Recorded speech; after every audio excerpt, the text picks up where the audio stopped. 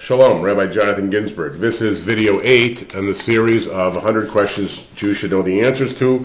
This section is on Jewish belief. Question 74. What do Jews mean by the chosen people? Well, first, we don't mean we're better than anybody else. We were just selected by God to observe these extra commandments. It's not about Jewish superiority. In fact, there's a classic story where God holds Mount Sinai over our heads, our ancestors' heads, to take the Torah, based on the word in the Torah that we camped at the foot or underneath of the mountain. So it's not about being better. It's about being responsible for extra commandments. 75. Define Messiah. Explain how Jews differ in their definition from the Christian's definition. I have a video on Jewish messianism, the whole idea of our concept of the Messiah.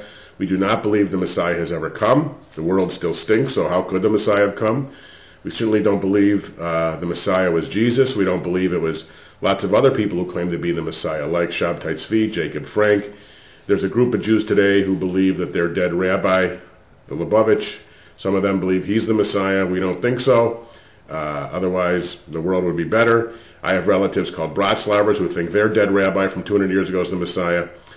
But we believe in a time in the future where the world will be a better place. There's different ideas about it. Watch my video. Basically, Maimonides says the world's natural laws are not going to change. There will be peace, no war, and Jews and all others will be free to worship, and Jews will be able to be free to be not subjugated by the nations of the world. 76. What is the Jewish view concerning Jesus? I have a video on Jews and Jesus.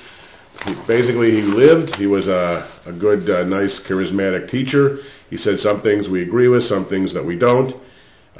Basically, mostly everything significant that he said was said by other sages at the same time, like Hillel. But we certainly don't believe he's the Messiah or God. We think it's impossible that God would ever reduce God's self to a human being. 77. Should a Jewish home have a Christmas tree? Absolutely not. Even if you say it's just a national tree or secular, it's clearly associated with the name of the tree, which is Christmas, and therefore it splits Judaism into something that's just too much part of another society, and it celebrates, actually, it's associated today with the celebration of somebody they thought is the birth of their God, and so a Jew should not have a Christmas tree. 78. How does Judaism feel about Jews marrying non-Jews? Why is interdating risky? Intermarrying is prohibited by Jewish law. That doesn't stop half of Jewish kids from doing it. We definitely believe, all denominations believe, that we should try and get the non-Jew to convert in that case, to make a single Jewish home. We need Jews to be raised as Jews. It helps to have one religion in the home. Some rabbis will officiate an intermarriage ceremony, some will not. Interdating is risky because it obviously can lead to marriage. You never know when the person you're dating is the one you're going to marry. Next, why is it important for a Jew to belong to a synagogue? What does being a good Jew mean? Well, synagogues are necessary for Jewish survival. It's the key, most important institution in Jewish life. Without it, how can you have anything else? And it's critical for Jews to support it. You can say you're Jewish and eat bagels, but if you don't belong to a synagogue, you don't get to be part of the Jewish community in that very significant way. And the roots of Judaism are learning Jewishly, which happens in a synagogue, living Jewishly, which is taught in a synagogue, and being reminded of the commandments to love your neighbor and to love God, which happens in a synagogue. What does being a good Jew mean? Well, that is a very interesting and complicated question. I believe it means to your best of your ability, following the mitzvot, doing God's will, which have expressions in so many ways. 80. What does Tzedakah mean? Why is it important for a Jew to support worthy causes? Tzedakah is not charity, which means a Greek word out of love. It's based on the word tzedek, which is righteousness, an obligation to help those less fortunate. Everyone has to give tzedakah. We have many institutions that ask for tzedakah. There are worthy individuals that need tzedakah. We have a federated system in the world for Jews to collect tzedakah and distribute it as a priority basis. Of course, I think the synagogue should be your first source of tzedakah, because we have to support the synagogues, but many causes are worthy. Why is it important for a Jew to support worthy causes? Well, if they don't, who's going to? It's an obligation to help sustain the Jewish community, and Jewish institutions do so much good, it's necessary to help them. 81. What are the functions of a rabbi and chazan? What does their training involve? Well, rabbi today serves kind of like a minister or priest in the sense of many rabbis serving congregations like I do that meet the pastoral needs of the congregants. Officiated services, write sermons, write articles, go to committee meetings, teach Jewish law, officiate life cycle events.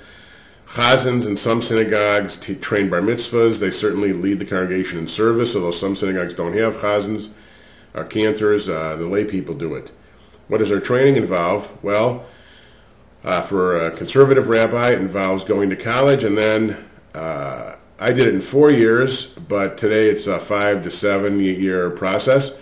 And it's pretty similar for Reform and Reconstructionist rabbis, special seminaries. Orthodox can either go to special seminaries like Yeshiva University, or they can be privately ordained. There are other kinds of rabbinic ordination programs in the country today. That's basic. And the Cantors, too, they can either be trained privately or they can go to a cantorial school like the Jewish Theological Seminary. What is Orthodox Judaism? What is an Orthodox Jew's way of life? Identify the yeshiva. Well, what is that? The yeshiva is the place where they study. They sit and study. I have a video on denominational Judaism. Orthodoxy basically is the most traditional. There's a lot of shades of it. Basically believe that the Torah was completely written by God to Moses at Sinai, and that we have to scrupulously follow Jewish law, and the Jewish law can never change. Men and women sit separately. Those are some of they observe the kosher laws in and out of the house. The women are supposed to go to the mikveh. The men are supposed to pray, and women 2-3 times a day. Many of them send their kids to yeshiva and send their kids to Israel for a year or two. Explain Reform Judaism. How does Reform differ fundamentally from Orthodoxy? Identify Hebrew Union College. Again, watch my video on denominations. Reform is basically their main view is that everyone is allowed to decide for themselves what is Jewish law. Jewish tradition. They don't have the concept of Jewish law today, never have, although they do again speak about mitzvah. There's a lot of variety since every rabbi can teach what they want, but rarely do they have kosher synagogues. They are okay about spending money on Shabbat. They don't require Jewish divorce.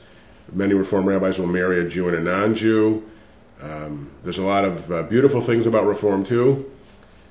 Hebrew Union College is the main school teaching Reform rabbis. There's 3 branches in the United States and 1 in Israel. Describe conservative Judaism and what it stands for. How should a conservative observe the mitzvot? Identify the Jewish Theological Seminary. Describe Reconstructionism.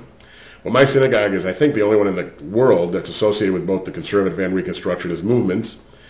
The Conservative Jewish Theological Seminary is the main institution training conservative rabbis and teachers and cantors, although the University of Judaism in California also does. Conservative Judaism is sort of the middle. It believes in Jewish law, but it believes that Judaism has historically evolved, and that from the Torah and the Talmud gives us the right to amend and interpret Jewish law in needing for the day.